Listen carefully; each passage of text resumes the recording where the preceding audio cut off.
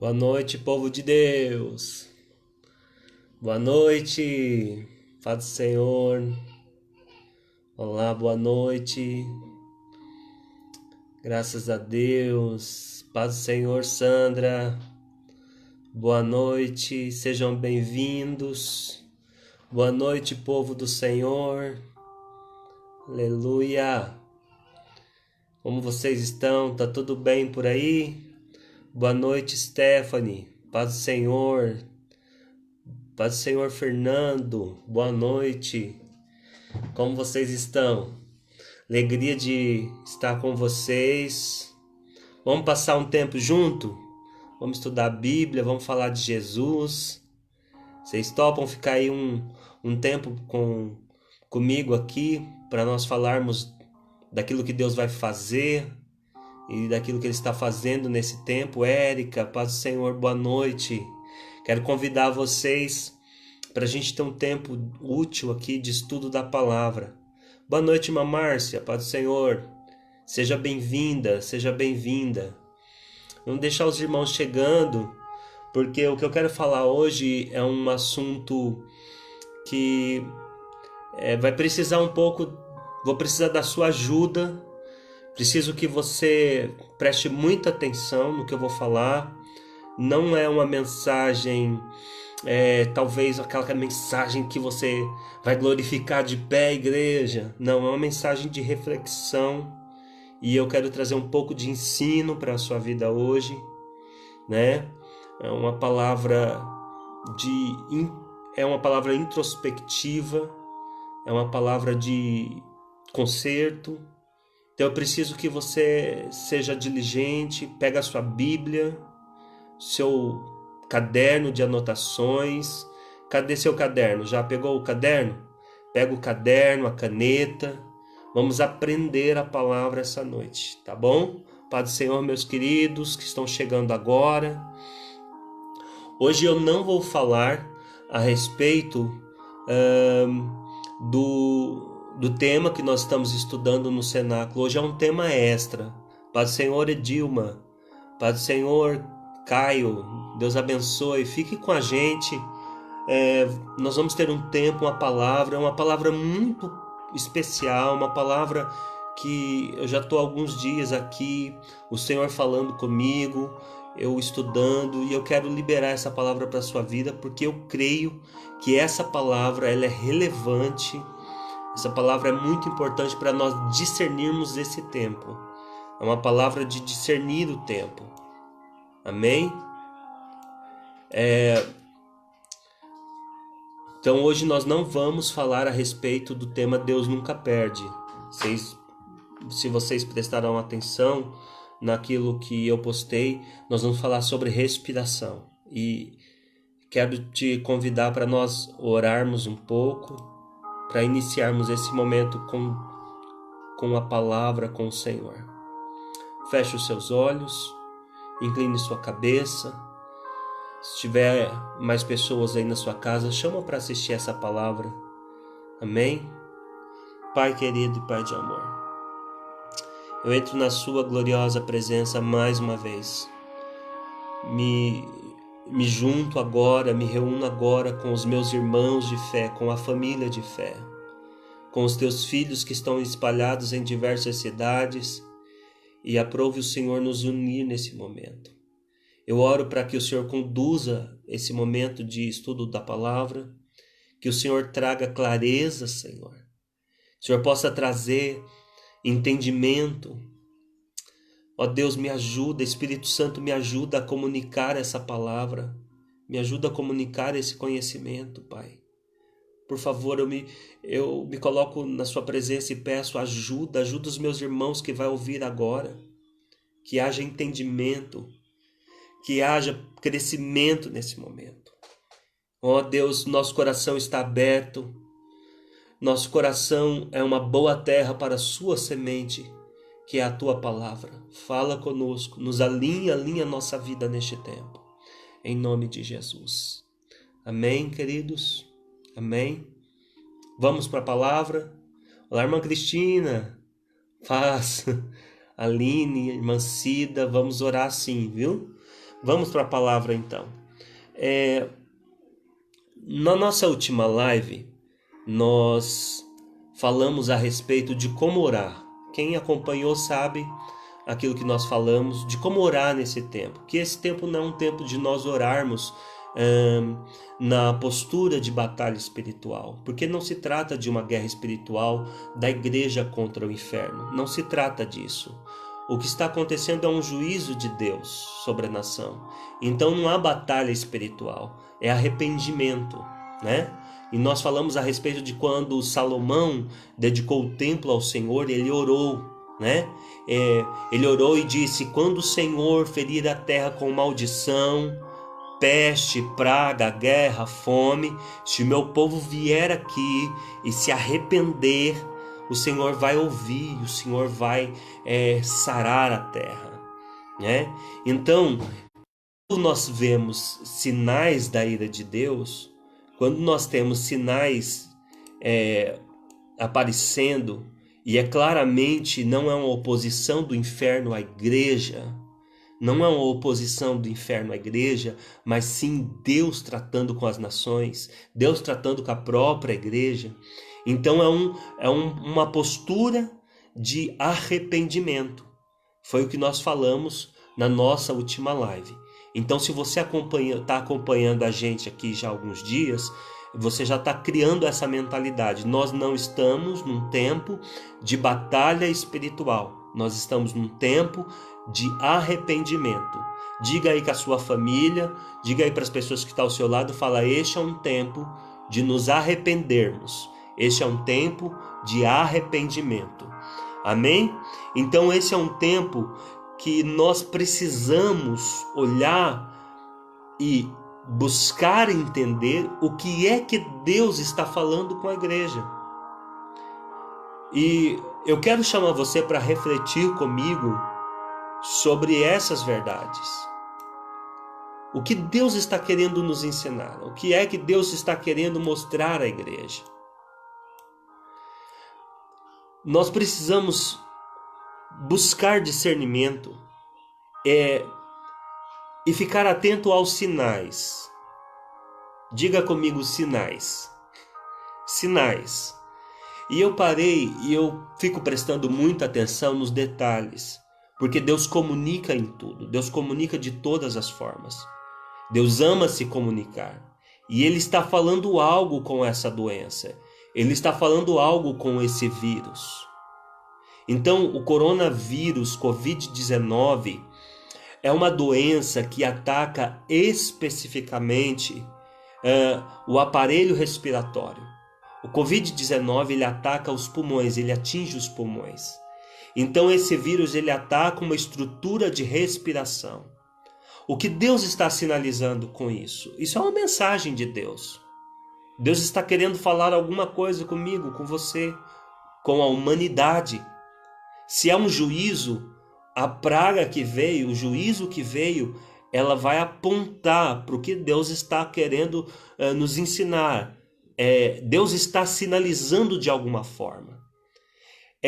Deus está sinalizando que é algo sobre a respiração. E eu parei e fiquei pensando sobre isso, me veio na minha mente a imagem, né? A imagem que resume esse tempo. É uma pessoa com aquela máscara, as pessoas usando máscaras, né? Atrapalhando ou se protegendo de uma respiração. E eu quero pensar com você. Vamos pensar juntos, vamos analisar juntos o que Deus está querendo sinalizar nesse tempo. Então, essa mensagem eu peço que você preste muita atenção, que você fique comigo até o fim, porque nós vamos jogar algumas informações e vamos pensar juntos. Então, se você pegar pela metade, talvez você não entenda, você vai precisar voltar no início para você entender o que eu quero ministrar na sua vida hoje. Sobre a respiração, é sabido que nós respiramos durante o dia. Durante um dia, nós respiramos cerca de 26 mil vezes. Se você fizer uma busca rápida no Google, como eu fiz para para trazer essa informação, você vai descobrir que nós respiramos cerca de 26 mil vezes por dia. E durante um dia, passa a cerca de 14 mil litros, 14 mil litros de ar dentro dos nossos pulmões. De 14 a 17 mil litros de ar nos nossos pulmões. Isso é muita coisa. Eu até falei isso com a minha esposa e ela falou, não, deixa eu pesquisar esse dado direito para ver se é isso mesmo, é muita coisa. E na verdade é muita coisa porque ela é uma sobrecarga. Esse total de ar que nós respiramos, que passa nos nossos pulmões, 14 mil litros de ar que passa nos nossos pulmões diariamente, é uma sobrecarga. Isso porque nós assumimos um estilo de vida de estresse e de correria. Nós respiramos errado. Nós não deveríamos respirar pelo peito, a gente deveria respirar pelo diafragma. Observa quando um bebê nasce, ele respira correto. A respiração dele é diferente. E depois, com o tempo, a nossa respiração muda, a gente aprende a respirar errado. E nós deveríamos de respirar mais ou menos de 6 a 8 vezes por minuto. Isso seria o aceitável. Mas agora o aceitável e o normal, por causa da queda do homem, por causa do estresse, por causa da nossa vida corrida, a gente já desenvolveu. E nós respiramos cerca de 16 a 20 vezes por minuto. E isso faz com que passe em nossos pulmões 14 mil litros de ar por dia. E o que a gente absorve de tudo isso que passa é apenas 20% da energia, do oxigênio que passa por nós.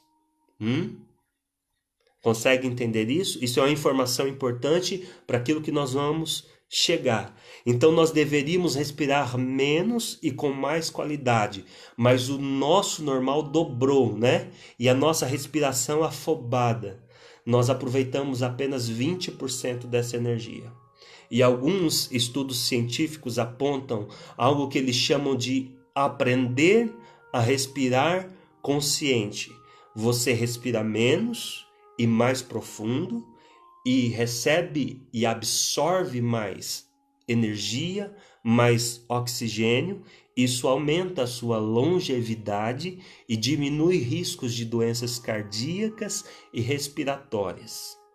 Então, quando a ciência mostra que quando você respira com mais calma, mais profundo, você absorve mais vida. Tá entendendo? Isso, Stephanie, anota tudo. E depois reflete, pega o vídeo de volta. Porque com o nosso estilo de vida, a forma como nós estamos vivendo, quem é que para pensar na respiração? Quem é que para pensar da forma como nós estamos respirando? A gente separou as coisas e a gente espiritualiza o que não é espiritual e a gente seculariza aquilo que é espiritual. Então, como a gente gosta muito de espiritualizar tudo, eu vou para a Bíblia. Vamos para a Bíblia agora? Eu lembro de uma história de um pastor chamado Moisés. Você conhece Moisés? Lembra de Moisés em Êxodo? Em Êxodo, a Bíblia vai nos trazer esse personagem chamado Moisés. Moisés é um pastor e ele está pastoreando na terra de Midian. E o Senhor aparece para Moisés e diz: Moisés, tira a sandália dos seus pés, porque o lugar que você pisa é santo. Nós estamos falando a respeito de consciência e de perceber. Então eu quero que você vá por esse caminho. A gente respira inconscientemente, a gente perde energia inconscientemente. Agora, nós estamos falando a respeito de Moisés, que Deus chama esse pastor e fala: tira a sandália dos seus pés, porque o lugar que você pisa é santo. Mas Moisés não está num território novo. Ele está ali pelo menos 40 anos. Cerca de 40 anos ele está transitando por aquela terra. Cerca de 40 anos, que é o tempo que ele fugiu do Egito e foi morar lá, e está pastoreando as ovelhas de seu sogro. Ele já está lá há 40 anos. E Deus vem e diz para ele: tira a sandália dos seus pés, porque a terra que você pisa é santo.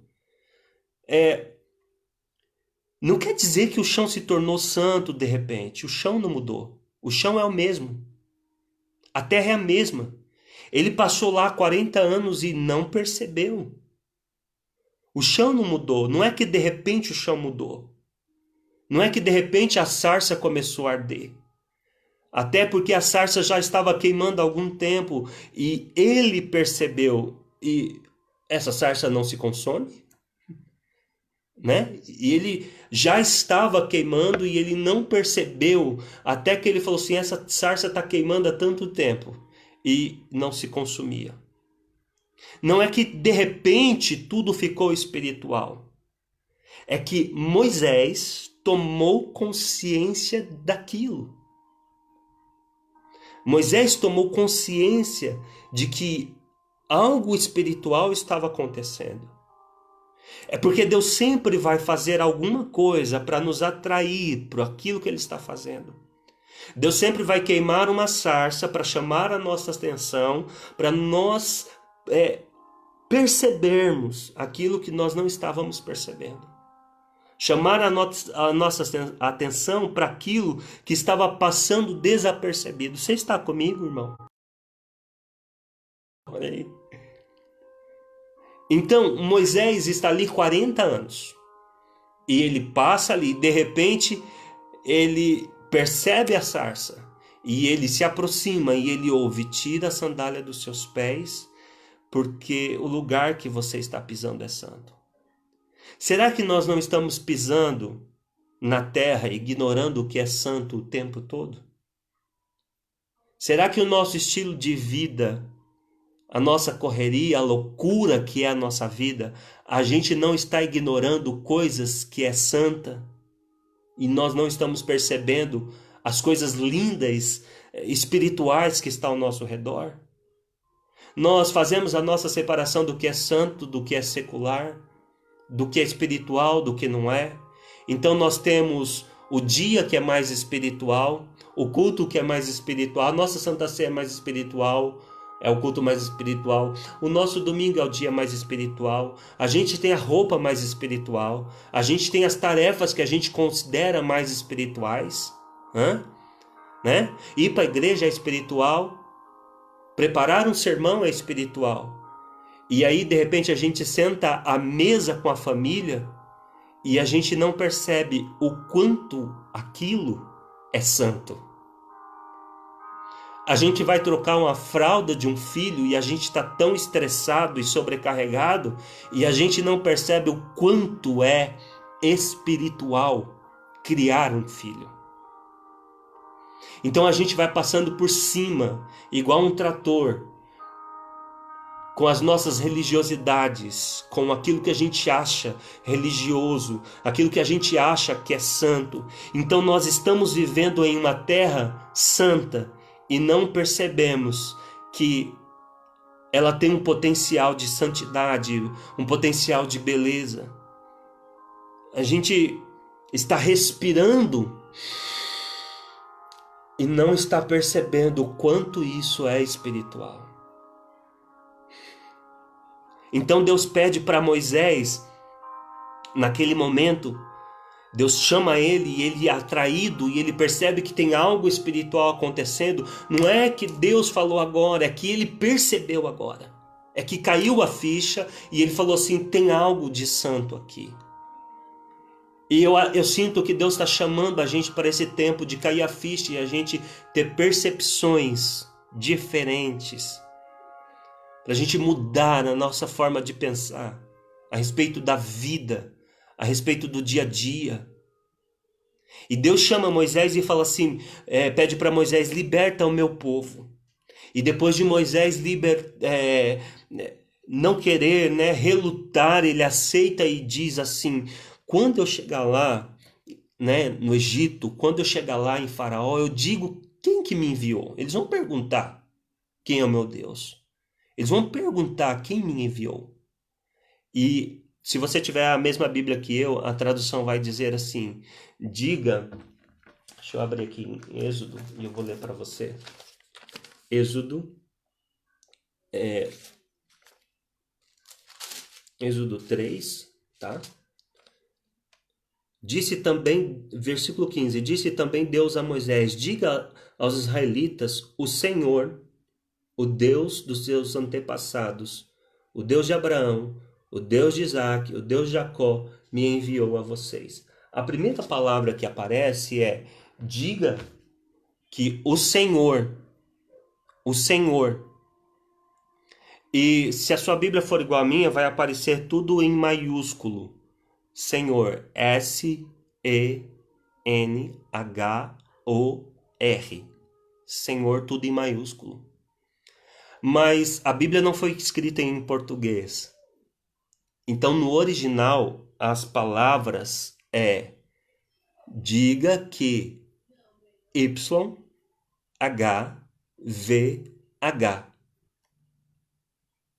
A pronúncia para essa palavra no hebraico é Yod, Re, Va, Re. Vamos lá? Vamos fazer um treino com a família aí? Yod, Re, Va, Ve. Yod, Re, Va, Ve. Que algumas pessoas traduzem como I, A, Ve. Ou como Javé. Ou na nossa transliteração para o português, Jeová. Mas, na verdade, a tradição judaica ela não pronuncia o nome de Deus. Algumas tradições não pronunciam. Porque são vogais e eles dizem que são impronunciáveis. E alguns rabinos da tradição judaica acreditavam e acreditam que a combinação dessas vogais, dessas letras que formam o nome de Deus, elas juntas seriam o som da respiração. Yod, Re, Va, Ve. Seria o nome de Deus o som da respiração? Será que o nome de Deus é o som da respiração? Então eu quero levar você agora em Atos. E para mim foi uma surpresa encontrar algo para conectar em Atos. Atos no capítulo 18. Deixa eu ver. Saiu aqui da marcação. Vamos lá. Livro de Atos.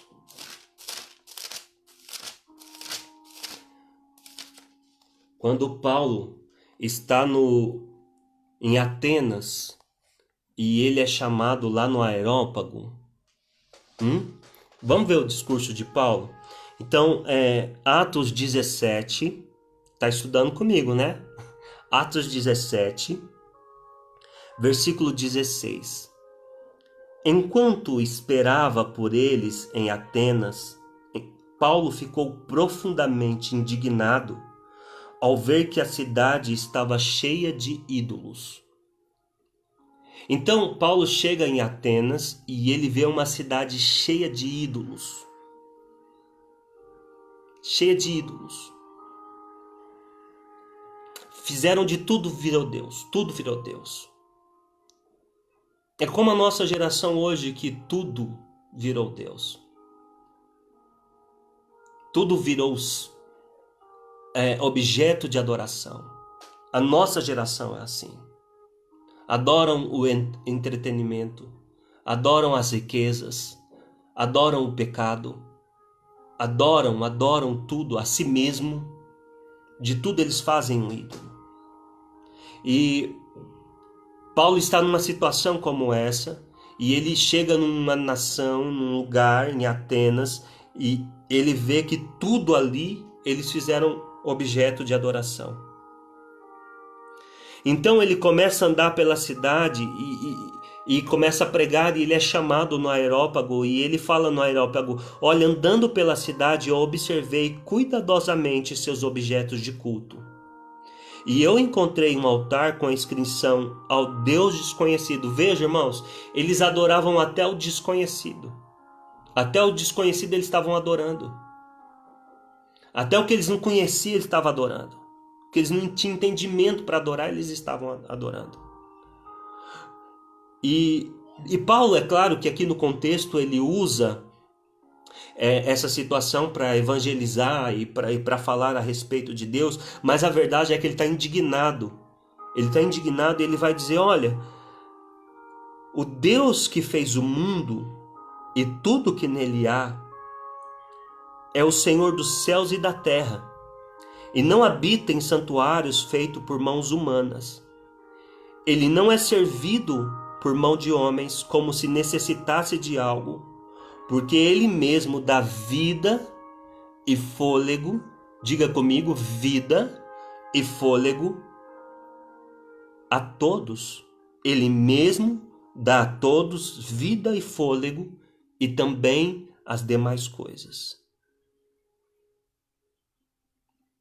Eu acho incrível essa palavra, e ele continua dizendo no versículo 26, de um só fez ele todos os povos.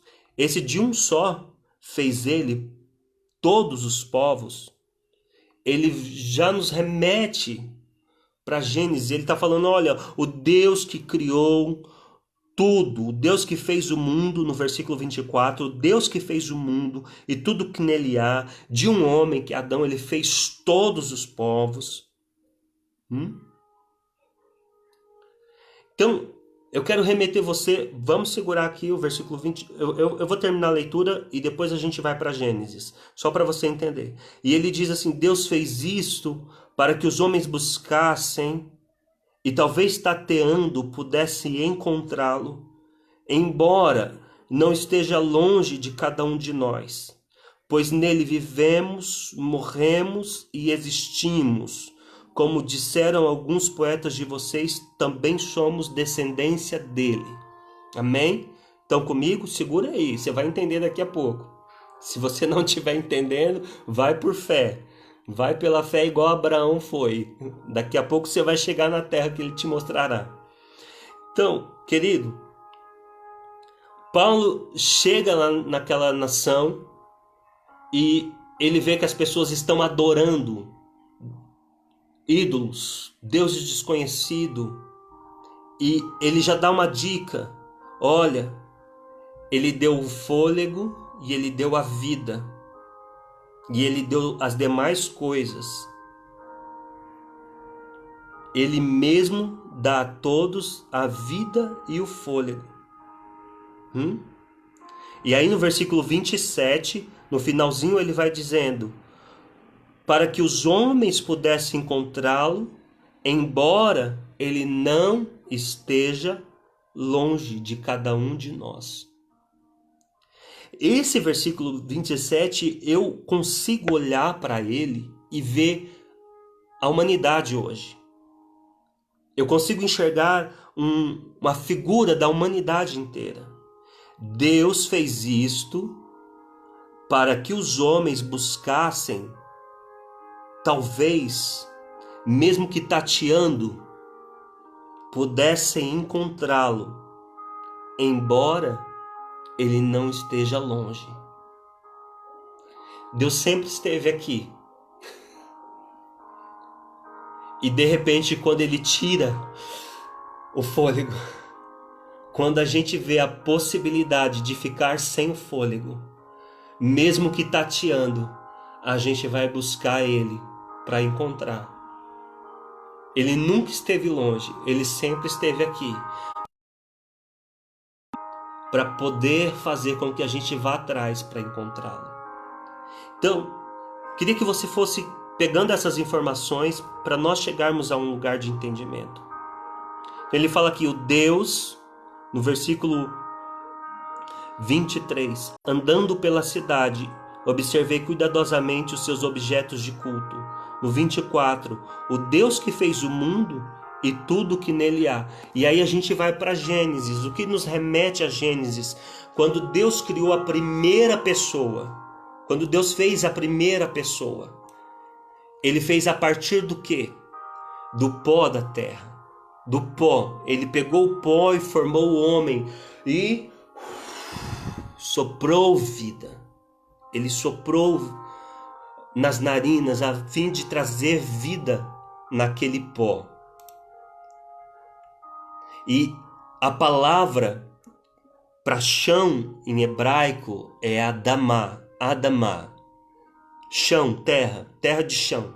Adamá. E essa primeira pessoa, Deus coloca o nome de Adão, ou seja, o homem do pó. Amém? Está anotando aí? O homem do pó. Adão, o homem do pó. Então, tem esse paradoxo, nós somos o pó, frágeis, mas recebemos um sopro, a vida de Deus. Então, nesse primeiro momento, nós vemos Adamá, o homem feito do pó, o homem feito da terra. Isso mostra o quanto nós somos frágeis. O quanto nós somos frágeis, irmãos. Como ficou claro esses últimos dias, como ficou tão claro nesses essas últimas semanas, como nós somos frágeis, como nós somos vulneráveis. Eclesiastes fala que todos nós viemos do pó. Salmos diz que do pó viemos e para o pó retornaremos. Sem o sopro de Deus, nós somos só. Então, a gente volta para esse momento de caos. A gente volta para esse momento de quarentena. Esta crise que tão rápido fica muito claro o quanto nós somos frágeis. Esta crise que revelou nossas limitações. O quanto nós ficamos desesperados com tudo isso, o quanto nós ficamos perturbados, quanto facilmente um vírus minúsculo e invisível nos tira o controle.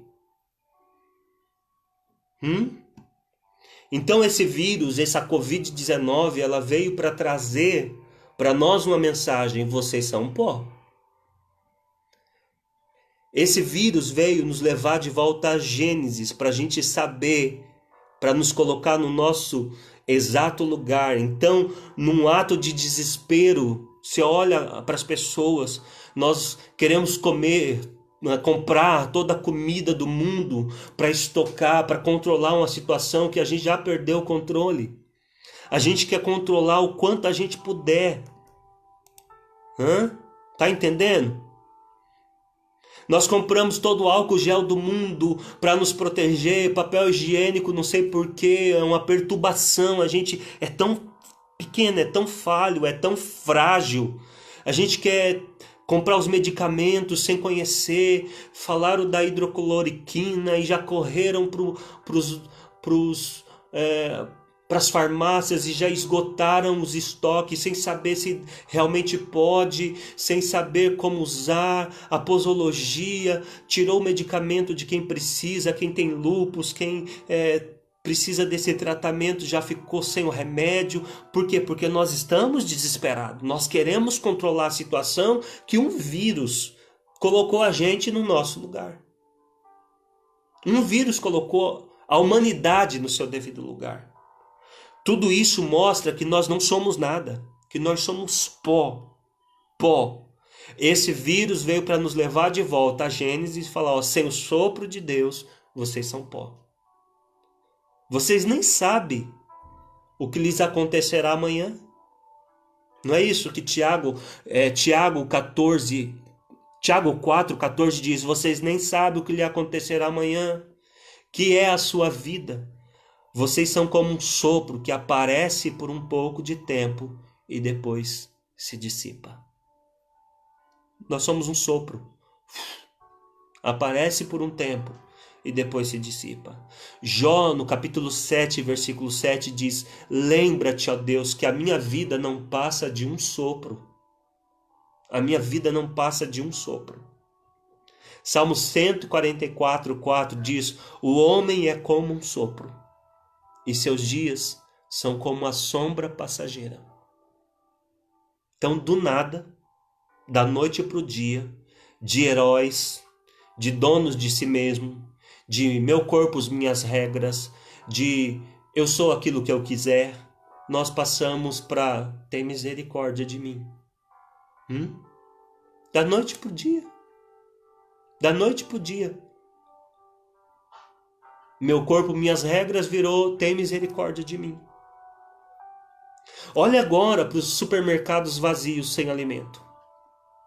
Olha agora para os metrôs vazios. Olha agora para as casas fechadas e os e prédios abarrotados de gente escondida com medo de um vírus. Olha agora, até para nós que somos pastores e pregamos cura, e estamos aí profetizando. Olha agora para as igrejas vazias, fechadas. Para os hospitais cheios de gente doente. Para médicos que se autodenominam como se fosse Deus que dá a vida, desesperados, surtando, que não sabe o que fazer com a pandemia. Todo mundo está indo para o seu lugar. Todo mundo está entendendo que precisa de Deus. Olha para os hospitais de campanha sendo construídos, para multidões de gente que vão, sabe Deus o que acontecer com elas. Olha para a economia em colapso, a bolsa em colapso. Olha para a política, diplomacia ruindo. Não, esse caos não é só no Brasil não, querido, não se engane. Os Estados Unidos está do mesmo jeito, Israel, está todo mundo em pânico. É a economia, é a política, é a diplomacia. Sabe o que esse vírus está dizendo? A vida é frágil. Eu sou frágil, você é frágil. Eu sou pó, você é pó. Somos pó. Só que esse vírus não está dizendo só isso. Esse vírus não está dizendo só isso para nós. Nós precisamos discernir. Ele está dizendo também que tudo o que Deus te dá e você ignora no sentido de não valorizar, tudo que Deus te dá e você não valoriza, Deus retira. Ele está dizendo que tudo que Deus te dá e você menospreza, Ele retira. Você se lembra que Israel perdeu a aliança, perdeu a arca da aliança porque desvalorizou a presença de Deus? Alguns dias atrás nós falamos isso, que eles estavam pecando e fazendo toda a bagunça possível e levando a arca, achando que a arca era um pé de coelho. Aí foi lá os filisteus e tirou a arca da aliança da nação e eles ficaram sem a arca porque eles desvalorizaram a arca. Deus permitiu eles perder a presença porque eles não valorizavam a presença de Deus. É o mesmo princípio. Tudo o que eu não valorizo, Deus retira.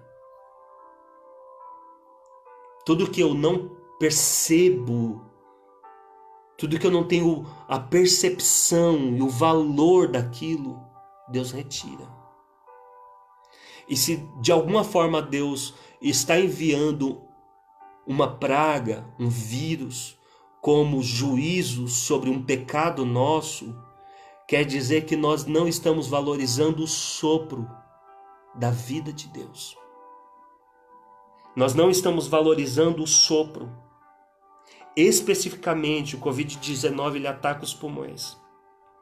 Então, o que Deus está sinalizando para nós, eu sempre gosto de dizer que quando Deus lança uma praga, quando Deus lança uma sentença, um juízo, Igual ele lançou, por exemplo, para Miriam, você se lembra? A irmã de Moisés, que ficou leprosa. Quando Deus lança a lepra na pele de Moisés, de Miriam, perdão, quando Deus lança a lepra na pele de Miriam, era para sinalizar como ela estava apodrecida por dentro. Então Deus sempre vai manifestar na carne aquilo que eu estou no espírito. Então, seguindo esse princípio e essa mentalidade, a gente precisa de se fazer uma pergunta e prestar atenção. O que é que Deus está sinalizando? O que Deus está sinalizando com essa imagem de uma pessoa com máscara? De precisar de respiradores? De esse vírus atacar e desfacelar os pulmões? Pneumonia. Essa doença é uma pneumonia. E na Bíblia, pneuma é a palavra para sopro. O sopro que recebemos em Gênesis. E depois, pneuma no Novo Testamento aparece como uma figura do Espírito de Deus. Será que o nosso pecado, o pecado dessa geração, é que nós assumimos um estilo de vida de correria, de ocupação, e nós estamos negligenciando a pneuma, o espírito, o sopro, a ruache, o Espírito de Deus. Esta vida que ele soprou em cada ser humano. Salmos 8, ele diz assim, então a gente tem a primeira informação, você é pó, mas você também carrega glória. Você também carrega algo de especial. Então Salmo 8 vai dizer que Deus coroou de glória e honra a criação dele. Eu sou pó, mas Deus me coroou de glória e de honra. Eu queria que você dissesse isso para você mesmo. Eu sou pó, mas Deus me coroou de glória e de honra. Depois Paulo vai dizer em Coríntios, que nós somos como um vaso de barro. Porém, carregamos um tesouro espiritual de valor incalculável. Nós somos realmente frágeis, perturbados, perdidos, mas nós temos um sopro, um depósito, uma glória, nós carregamos algo de Deus. Então, eu sei que hoje tem muitos pregadores aí, esses pregadores da hipergraça, que endeusam o homem. Não é minha proposta, mas tem outros que demonizam o homem, e eu acredito que nós precisamos encontrar um ponto de equilíbrio. A mensagem é: você é frágil, você é pó, porém foi feito pelo Criador de todas as coisas e carrega o sopro dele. Você não pode mais ignorar isso. Sim, o ruache, você carrega o ruache. Sem o ruache você não é nada. Sem o pneuma você não é nada. No grego a palavra pneuma é para o espírito. O ruache no hebraico é aquele sopro. Eu quero te levar para esse entendimento, querido, porque Romanos 8 diz que sem o pneuma, sem o espírito, nós morremos. Mas se nós recebermos o espírito, o pneuma, se nós tivermos o espírito, ele nos dará vida. Efésios diz que o espírito, o pneuma, reside em nós, e esse espírito residindo em nós produz santificação. Esse pneuma residindo em nós produz santificação. Santificação é uma palavra que nos traz algo como expurgar, limpar. Santificação é limpar. O processo de santificação é um processo de limpeza. Então ele está dizendo que o pneuma nos limpa. É como se fosse um filtro. O que significa que quando você para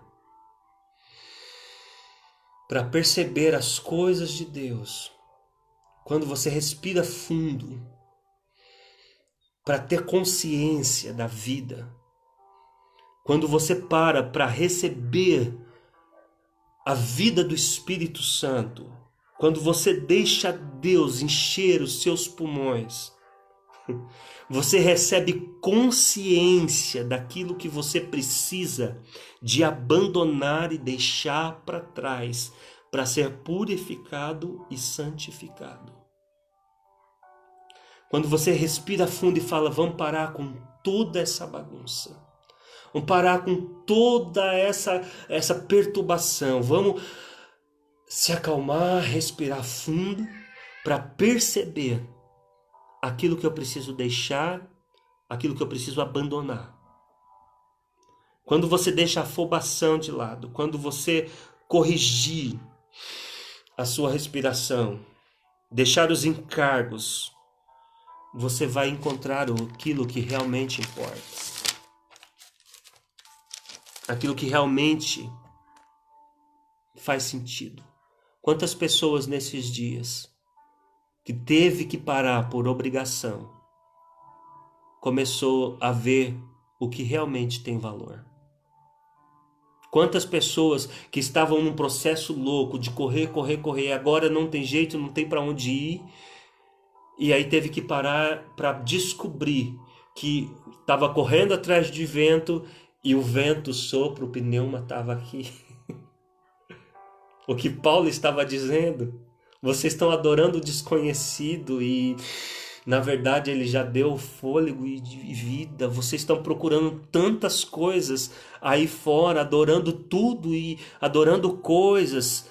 Se você realmente for sincero hoje com você mesmo, neste momento de quarentena, você vai respirar fundo e vai pedir para o Espírito Santo te dar entendimento.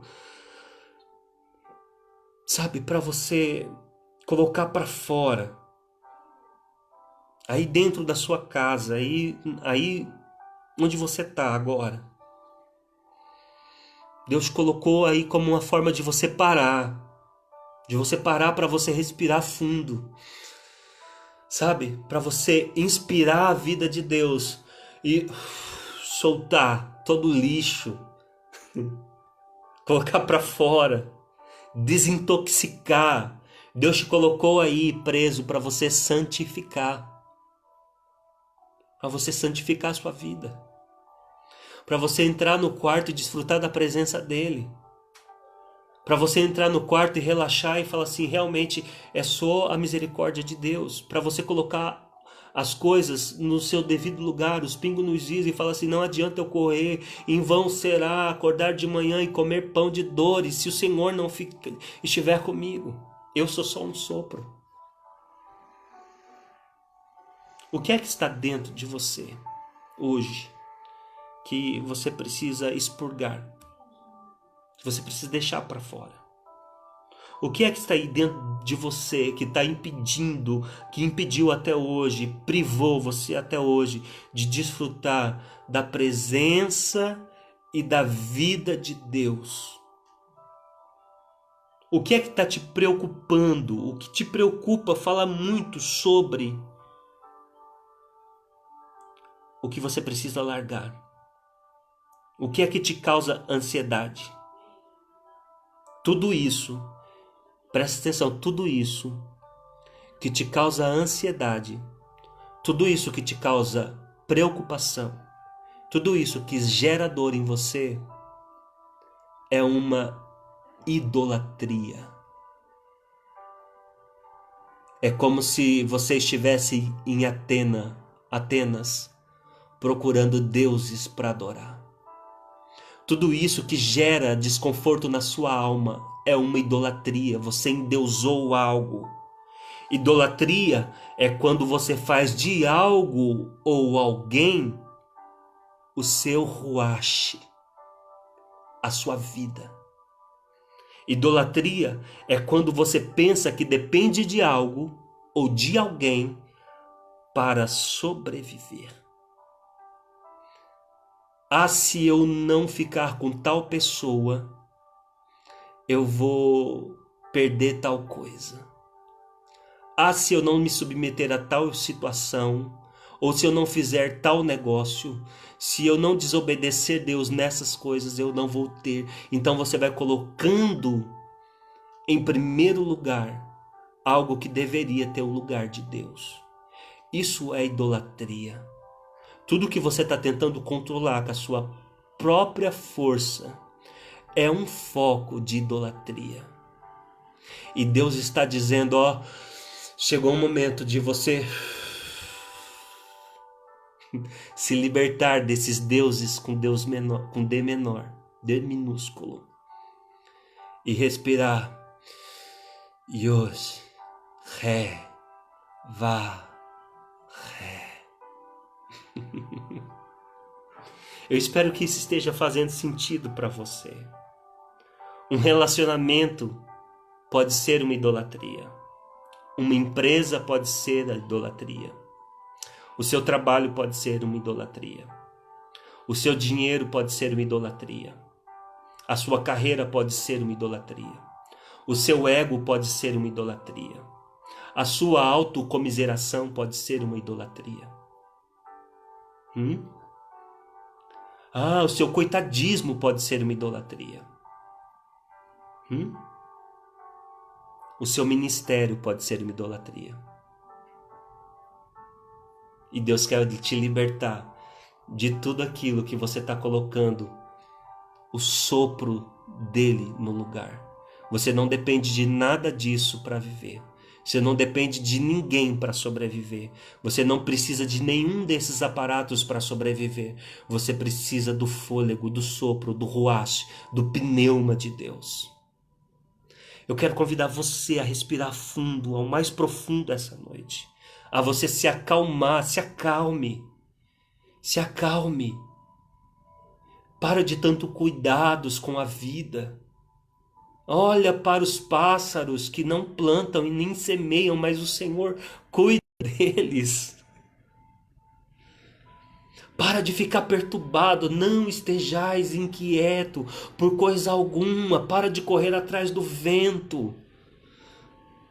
Para de ficar perturbado por tantas coisas da vida. Os cuidados da vida estão tirando você o seu fôlego, e Deus está trazendo uma sentença por causa desse pecado, por causa de nós vivermos sem a percepção do santo e do sobrenatural o tempo todo. A gente está vivendo sem saber que a provisão dele está em todo lugar para nós, que a bondade dele está emanando de todas as partes para nós. A gente está vivendo de uma forma irresponsável, ignorando o ruach de Deus. Vamos lá fazer um treino? Respira fundo e solta. Solta tudo. Você não vai ficar sem fôlego. Solta tudo. Como se você estivesse abandonando tudo, se entregando tudo. Como se fosse seu último suspiro de vida. Solta e fala, eu vou expurgar. Eu quero me santificar e receber o sopro do Espírito.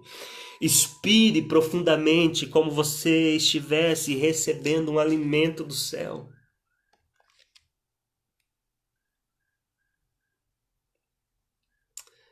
Querido,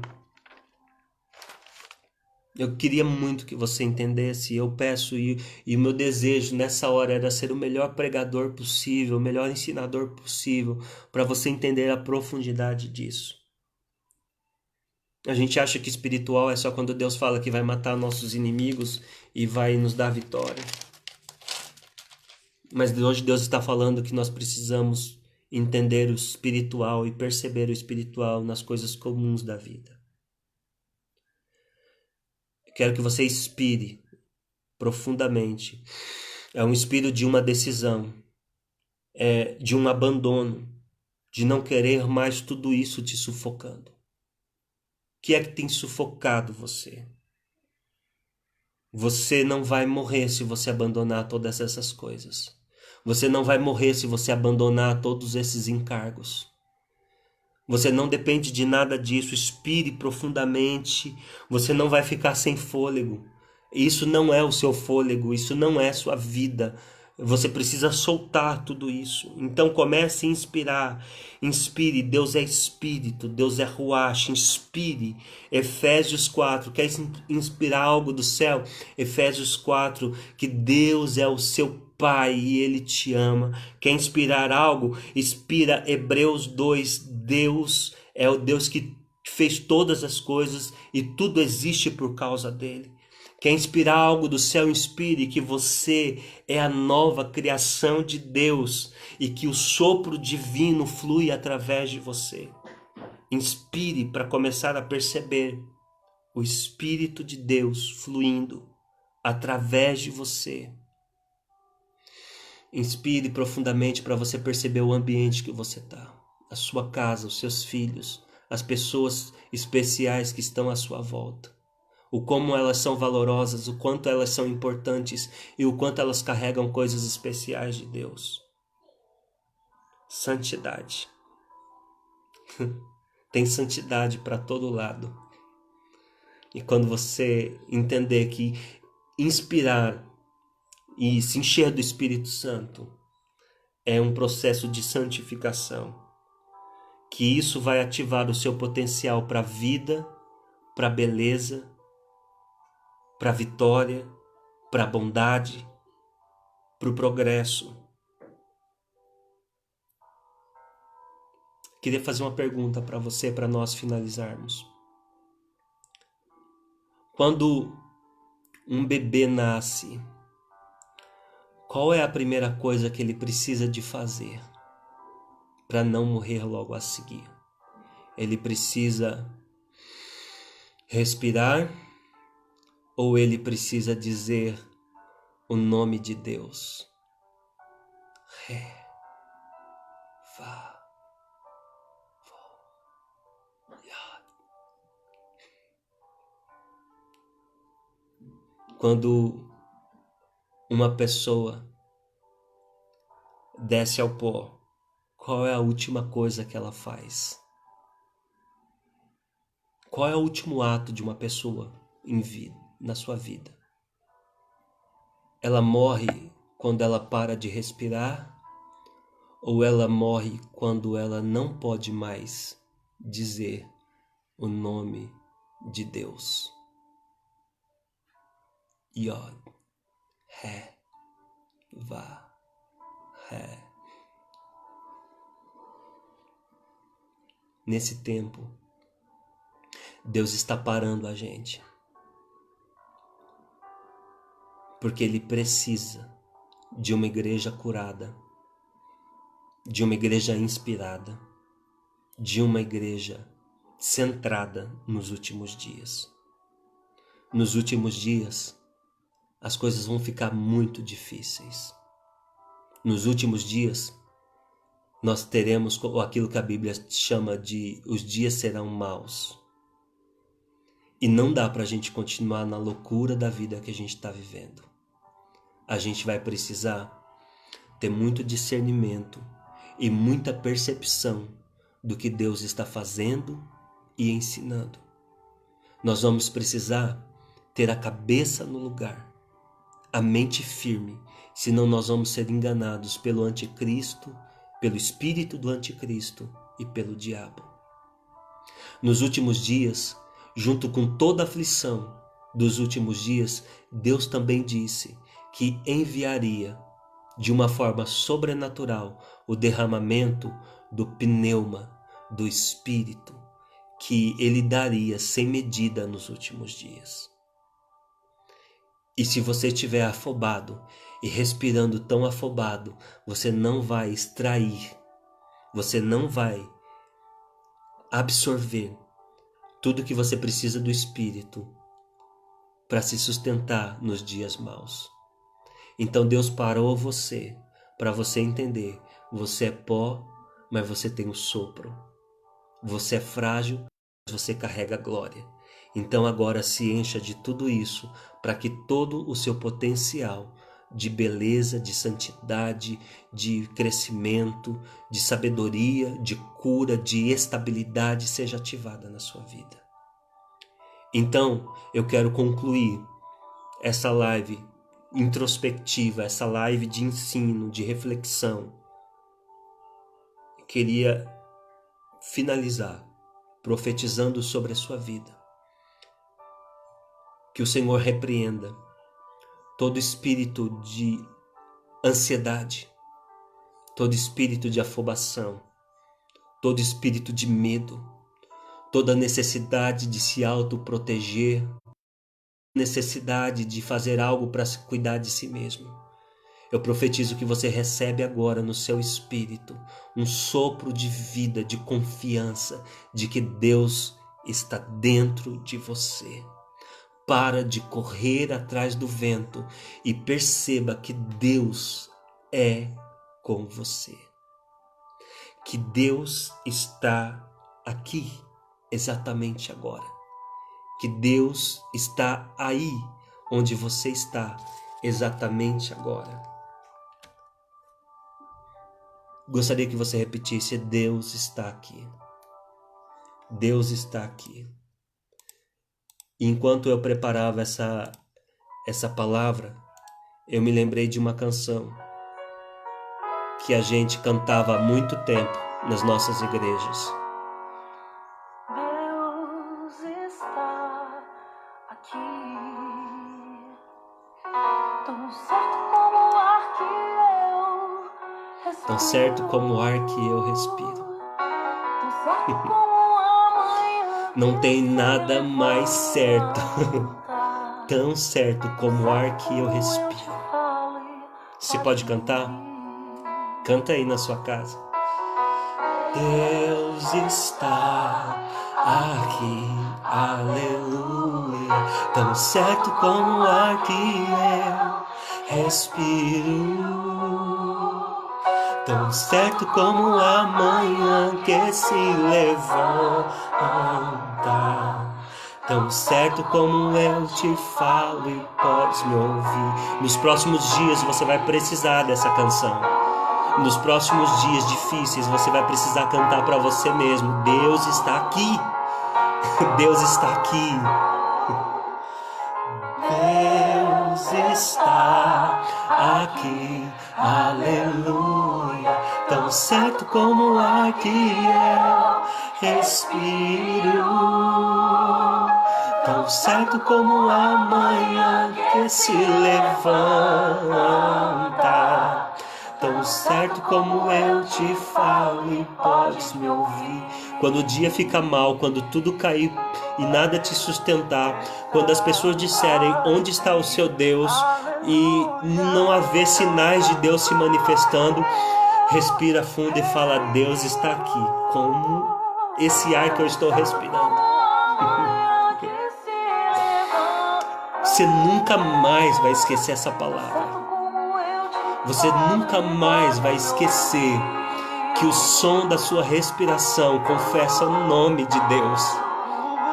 Quando alguém chegar diante de você e falar: Deus não existe, o que você vai ouvir vai ser Yod, Ré, Vá, Vé. Ele está aqui. Ele está tão certo como a manhã que se levanta, tão certo como eu te falo e podes me ouvir, tão certo como eu te falo, tão certo como eu te falo, tão certo como eu te falo e podes me ouvir. Tão certo como eu te falo, tão certo como eu te falo, tão certo como eu te falo e podes me ouvir.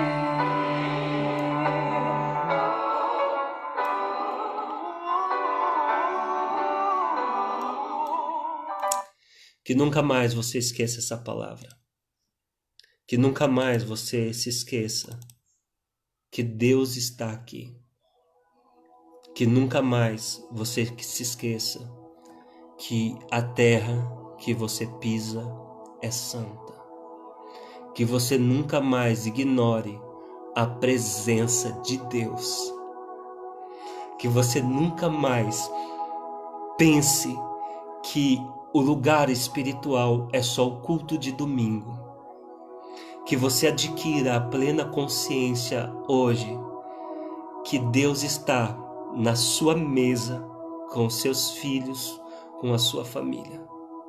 Deus está na sua mesa do seu trabalho, quando você faz o seu melhor no seu trabalho para a glória de Deus. Deus está na rua quando você anda em temor ao Senhor. Deus está quando você retira a sua compra lá no armário ou lá na gôndola do mercado.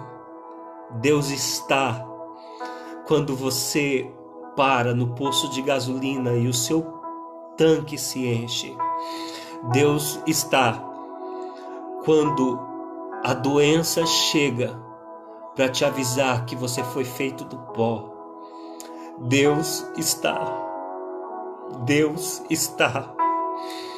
Deus está em todo lugar.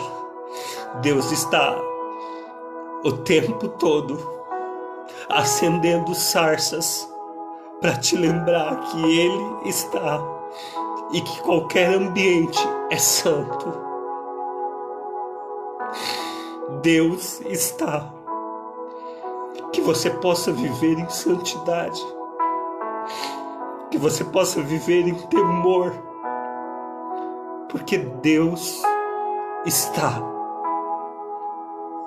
Tão certo como o ar, Deus está. Eu vou desligar a live e a gente vai terminar. E eu faço um apelo que você se ajoelhe e que você ore e que você peça perdão a Deus por não perceber a presença dele esteve em todo o tempo, por não perceber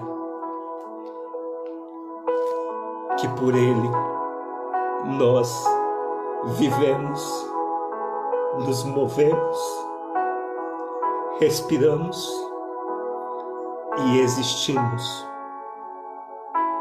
Deus está. Deus abençoe. Fica com Jesus. A paz do Senhor.